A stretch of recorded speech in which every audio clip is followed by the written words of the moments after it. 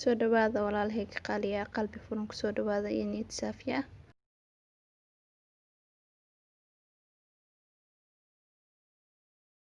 Assalaamu calaykum waraxmatullaahi wabarakaatu. walaalahayga qaaliya meel kastoo adduunka aad ka joogtaan, waa walaashay Mulki Xasan Maxamed oo idin leh caafimaad iyo barwaaqo ku noolaada.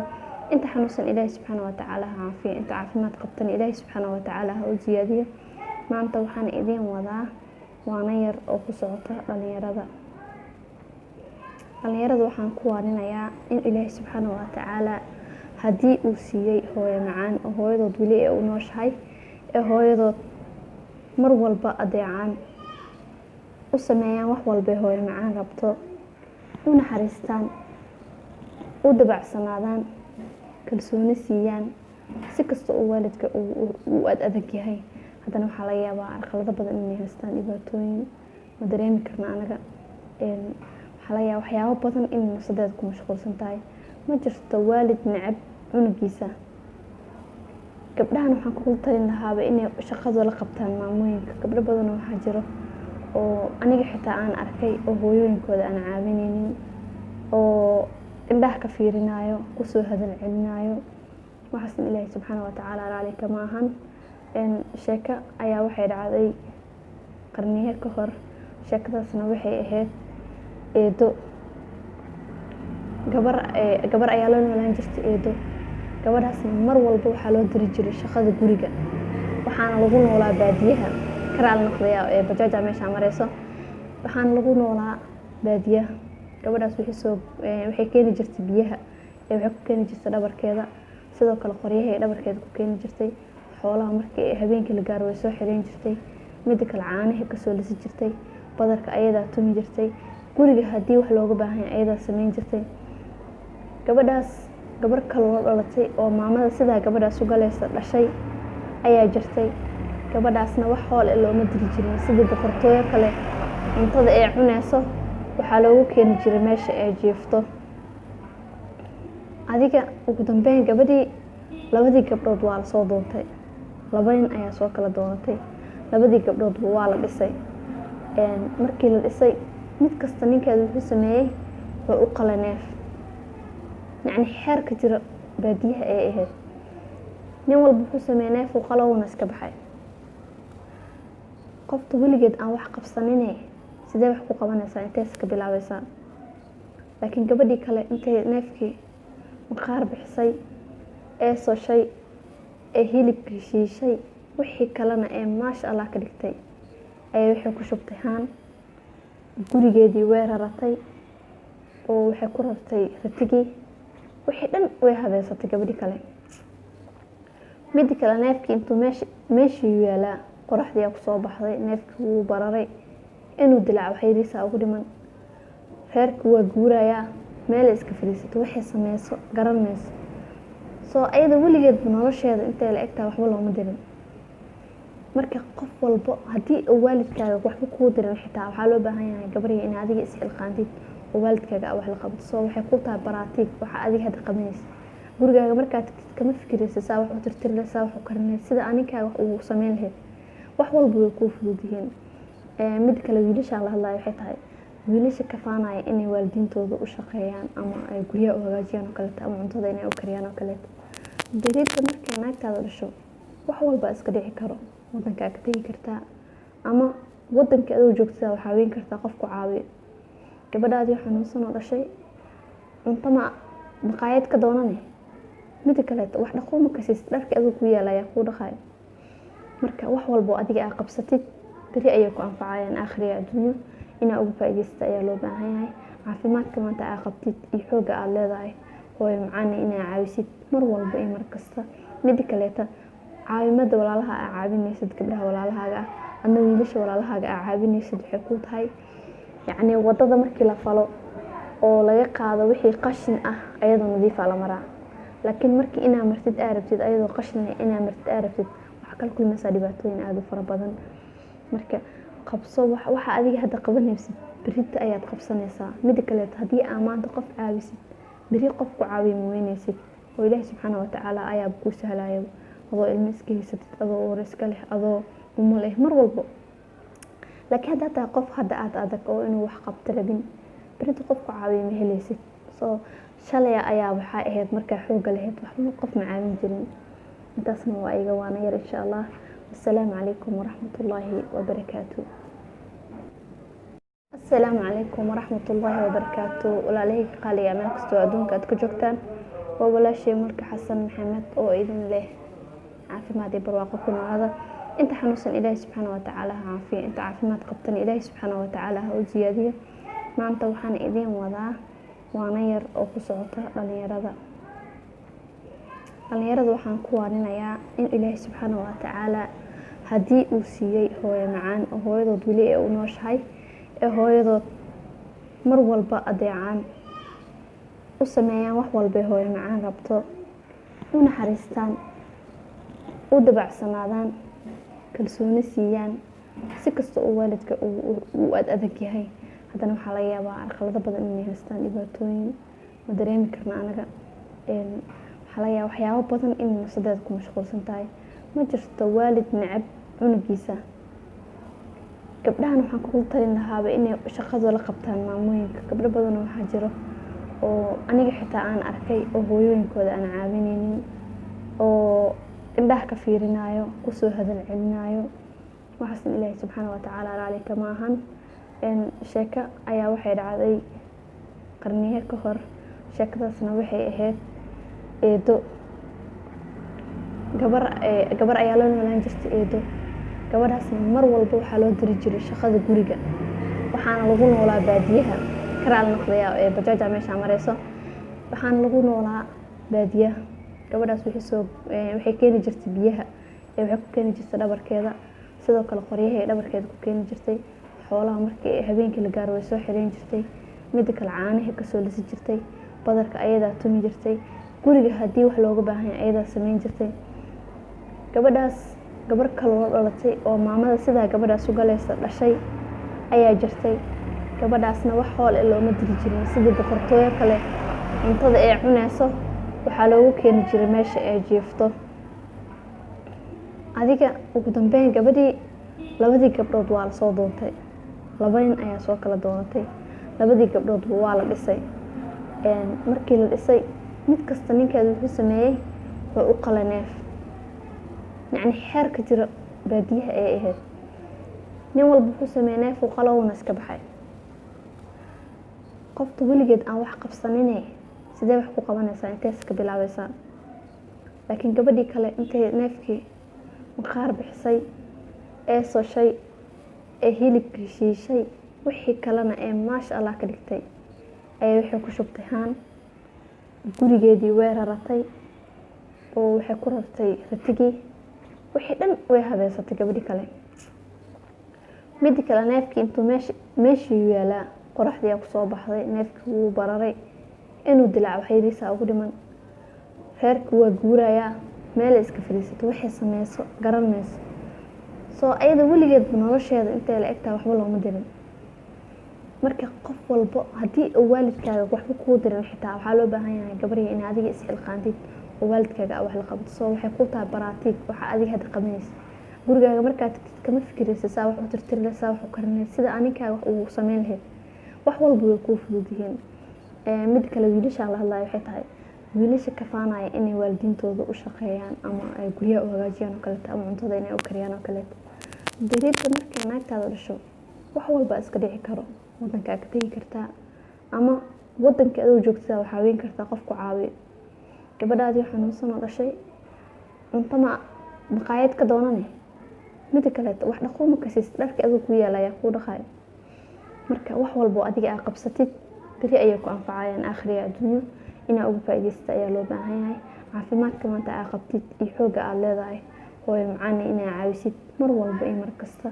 mida kaleeto caawimada walaalaha aad caawinaysid, gabdhaha walaalahaaga ah, adna wiilasha walaalahaaga aad caawinaysid, waxay ku tahay yacni wadada markii la falo oo laga qaado wixii qashin ah ayadoo nadiif ah la maraa.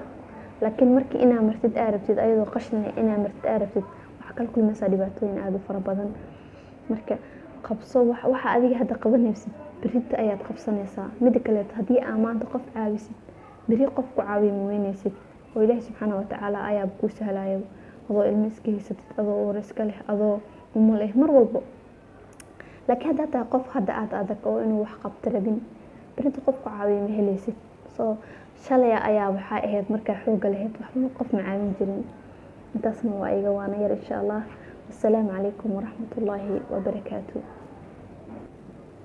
السلام عليكم ورحمة الله وبركاته. ولا عليه قالي أنا كستو أدونك أدك جوكتان ولا شيء ملك حسن محمد أو إذن له عافي ما دي برواقكم. هذا أنت حنوصل إلهي سبحانه وتعالى عافية، أنت عافي ما تقبتني إلهي سبحانه وتعالى وزيادية ما أنت وحان إذين وضع وانير أو قصوته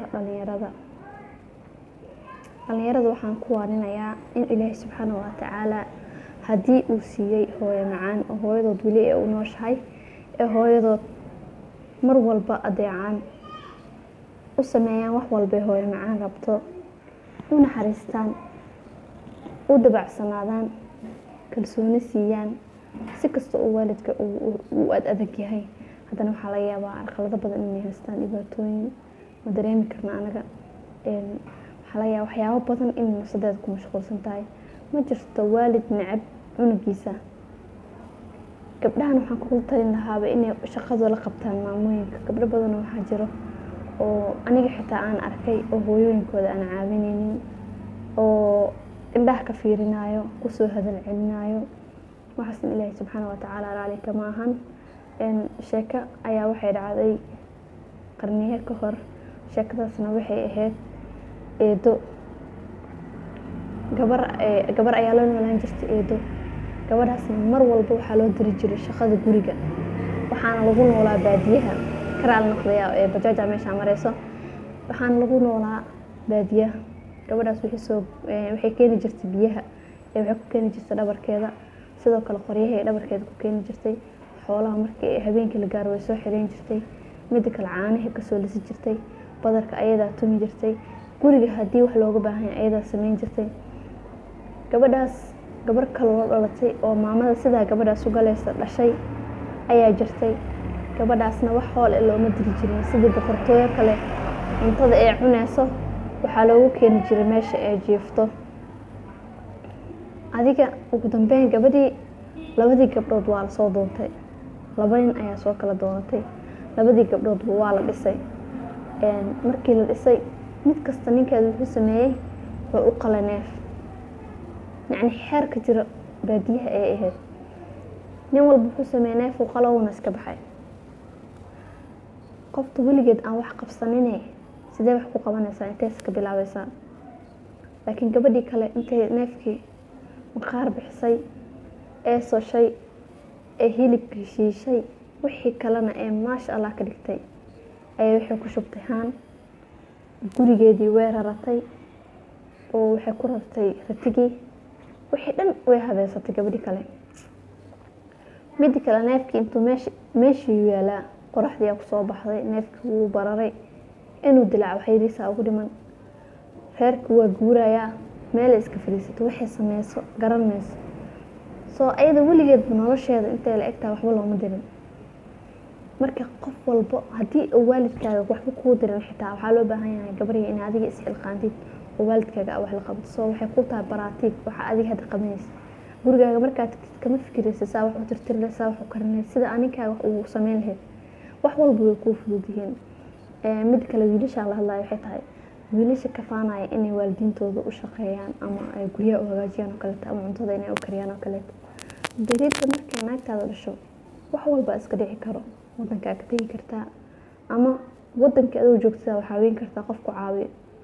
gabadhaadii xanuunsan oo dhashay cunto maqaayad ka doonane, mida kaleeto wax dhaqo ma kasiis, dharka adoo ku yaalayaa kuu dhaqaayo. marka wax walbo adiga aad qabsatid beri ayay ku anfacayaan aakhiriya adduunyo. inaa uga faa'iidaysta ayaa loo baahan yahay. caafimaadka maanta aad qabtid iyo xooga aad leedahay hooyo macaan inaa caawisid mar walba iyo mar kasta. mida kaleeto caawimada walaalaha aad caawinaysid, gabdhaha walaalahaaga ah, adna wiilasha walaalahaaga aad caawinaysid waxay ku tahay yacni wadada markii la falo oo laga qaado wixii qashin ah ayadoo nadiif ah la maraa. laakiin markii inaa martid aad rabtid ayadoo qashin ah inaa martid aad rabtid waxa kala kulmaysaa dhibaatooyin aad u fara badan. marka qabso waxa adiga hadda qabanaysid berita ayaad qabsanaysaa. mida kaleeto haddii aad maanta qof caawisid beri qof ku caawiyo ma weynaysid oo ilaahay subxaana wa tacaala ayaa kuu sahlaya adoo ilmo iska haysatid adoo uur iska leh adoo umul eh mar walbo. laakiin haddaa tahay qof hadda aad adag oo inuu wax qabto rabin berinta qof ku caawiyo ma helaysid. soo shalay ayaa waxaa ahayd markaa xooga lahayd waxba qof ma caawin jirin. intaasna waa iga waana yar insha allah. assalaamu calaykum waraxmatullaahi wabarakaatu.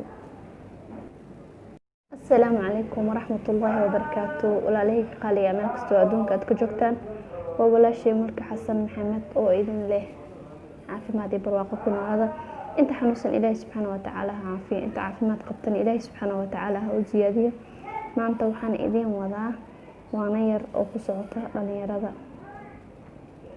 لنيرد وحان كوانينا يا إن إلهي سبحانه وتعالى هدي أوسيي هو معان وهو يضو دولي أو نوش هاي hooyadood mar walba adeecaan u sameeyaan wax walba hooyo macaan rabto u naxariistaan u dabacsanaadaan kalsooni siiyaan si kasta oo waalidka uu adag yahay haddana waxaa laga yaabaa arqalado badan inay haystaan dhibaatooyin ma dareemi karna anaga waxaa laga yaabaa waxyaabo badan in nafsadeeda ku mashquulsan tahay ma jirto waalid necab cunugiisa.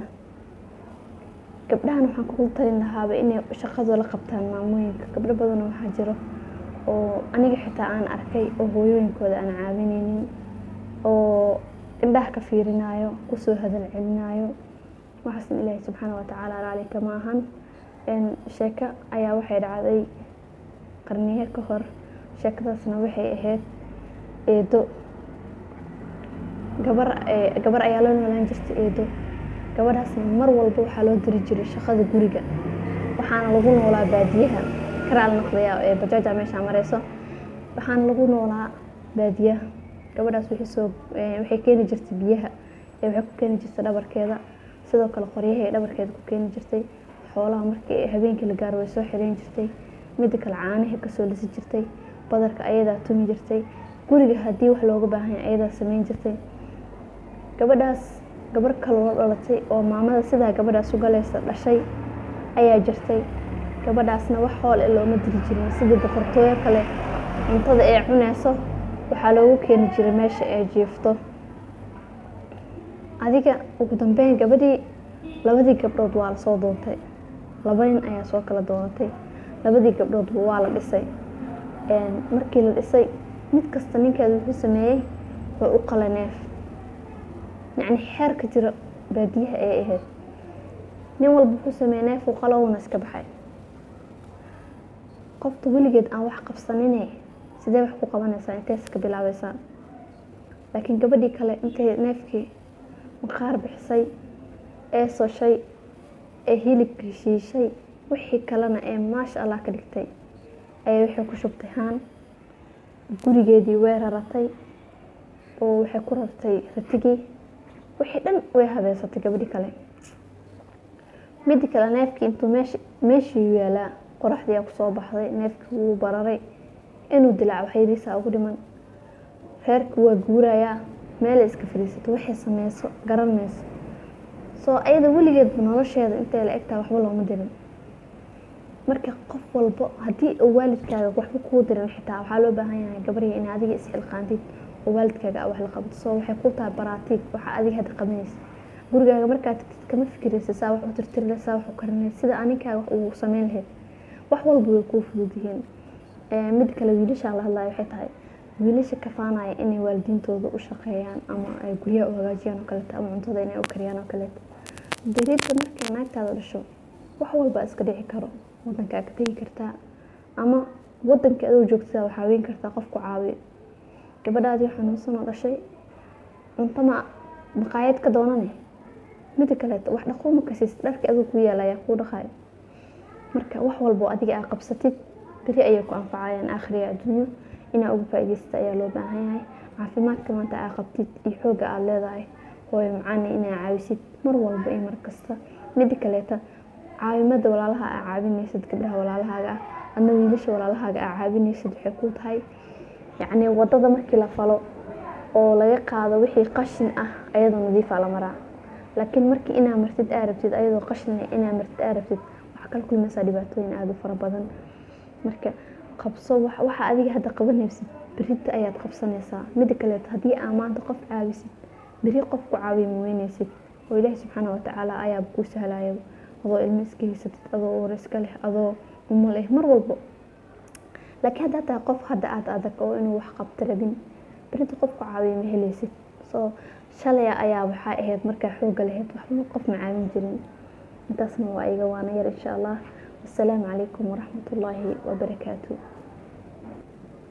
السلام عليكم ورحمة الله وبركاته. ولا عليك قال يا ملك استوعدون كاد كجوكتان ولا شيء ملك حسن محمد أو إذن له عافي ما دي برواقكم هذا أنت حنوصل إلهي سبحانه وتعالى عافية أنت عافي ما تقبطني إلهي سبحانه وتعالى هو زيادية ما أنت وحان إذين وضع وانير أو قصعته dhalinyarada waxaan ku waarinayaa in Ilaahay subxaanahu wa ta'ala hadii uu siiyay hooyo macaan oo hooyadood wili ee u nooshahay ee hooyadood mar walba adeecaan u sameeyaan wax walba hooyo macaan rabto u naxariistaan u dabacsanaadaan kalsooni siiyaan si kasta oo waalidka uu adag yahay haddana waxa laga yaabaa arqalada badan inay haystaan dhibaatooyin ma dareemi karna anaga حلايا وحياة بطن إن نصدقكم مشغول سنتاي ما جرت والد نعب عنقيسة قبلها نحن قلت لها بإني شخص ولا قبتها معموين قبل بدنا وحجره وأنا حتى أنا أركي وهوين كذا أنا عابيني وإنده كفيرنايو قصو هذا العنايو وحسن الله سبحانه وتعالى عليك معهن إن شكا أيا وحيد عادي قرنيه كهر شكا سنوحي إهيد eedo gabar ayaa loo noolaan jirtay eedo gabadhaas mar walba waxa loo diri jiray shaqada guriga waxaana lagu noolaa baadiyaha karaal noqdaya ee bajaaja meesha mareyso waxaana lagu noolaa baadiyaha gabadhaas waxay keeni jirtay biyaha waxay ku keeni jirtay dhabarkeeda sidoo kale qoryaha ee dhabarkeeda ku keeni jirtay xoolaha markii habeenkii la gaaro way soo xireen jirtay mid kale caanaha ka soo lisi jirtay badarka ayada tumi jirtay guriga hadii wax looga baahan yahay ayada sameyn jirtay gabadhaas gabar kale oo dhalatay oo maamada sida gabadhaas u galaysa dhashay ayaa jirtay gabadhaasna wax hool looma diri jirin sida dafartooyo kale cuntada ay cunayso waxa loogu keeni jiray meesha ay jiifto adiga ugu dambeyn gabadhii labadii gabdhood waa la soo doontay laba nin ayaa soo kala doonatay labadii gabdhood waa la dhisay markii la dhisay mid kasta ninkeedu wuxuu sameeyay oo u qalaneef yani xeerka jira baadiyaha ay ahayd nin walba wuxuu sameeyay neef uu qalowna iska baxay qofta weligeed aan wax qabsaninay sidee wax ku qabanaysaa intee iska bilaabaysaa laakiin gabadhii kale intay neefkii maqaar bixisay ee soo shay ee hilibkii shiishay wixii kalena ee maasha Allah ka dhigtay ay waxay ku shubtay haan gurigeedii way raratay oo waxay ku rartay ratigii wixii dhan way habeysatay gabadhii kale mid kale neefkii intuu meeshii yaalaa qoraxdii ku soo baxday neefkii wuu bararay inuu dilaac waxaydiisa ugu dhiman reerkii waa guurayaa meel iska fadhiisato waxay sameeyso garanayso soo ayada weligeed nolosheeda intee la egtaa waxba looma dirin marka qof walba hadii waalidkaaga waxba ku dirin xitaa waxa loo baahan yahay gabariyay in adiga is ilqaantid oo waalidkaaga wax la qabto soo waxay ku tahay baraatiig waxa adiga hadda qabanaysa gurigaaga markaad kama fikiraysa saa wax u tirtiraysa wax u karinaysa sida aniga wax uu sameyn lahayd wax walba way ku fududihiin mid kale wiilasha la hadlayo waxay tahay wiilasha ka faanaya inay waalidiintooda u shaqeeyaan ama ay guryaha u hagaajiyaan oo kale ama cuntada inay u kariyaan oo kale dariiqda markay naagtaada dhasho wax walba iska dhici karo wadanka ka tagi kartaa ama wadanka aad joogtaa waxa weyn kartaa qof ku caawiyo gabadhaadii xanuunsan oo dhashay cunto ma baqaayad ka doonane mid kale wax dhaqo ka siis dharka aad ku yeelaya ku dhaqay marka wax walba adiga aad qabsatid bari ayay ku anfacayaan aakhiriga adduunyo ina ugu faa'iideysto ayaa loo baahan yahay caafimaadka maanta aad qabtid iyo xooga aad leedahay oo macaan inay caawisid mar walba iyo mar kasta mid kale caawimada walaalaha aad caawinaysid gabdhaha walaalahaaga adna wiilasha walaalahaaga aad caawinaysid waxay ku tahay yani wadada markii la falo oo laga qaado wixii qashin ah ayadoo nadiif ah la maraa laakiin markii inaa martid aa rabtid ayadoo qashin leh inaa martid aa rabtid waxaa kala kulmaysaa dhibaatooyin aad u fara badan. Marka qabso waxa adiga hadda qabanaysid berrito ayaad qabsanaysaa. Mida kale haddii aa maanta qof caawisid berri qof ku caawiya ma weynaysid oo Ilaahay subxaanahu wa tacaala ayaa kuu sahlayo adoo ilmo iska haysatid adoo uur iska leh adoo umul eh mar walbo. laakiin haddaa tahay qof hadda aad adag oo inuu wax qabto rabin berrito qof ku caawiya ma helaysid. So shalay ayaa waxaa ahayd markaa xoogga lahayd waxba qof ma caawin jirin. intaasna waa iga waana yar insha Allah. Assalaamu calaykum waraxmatullaahi wabarakaatuh. Assalaamu calaykum.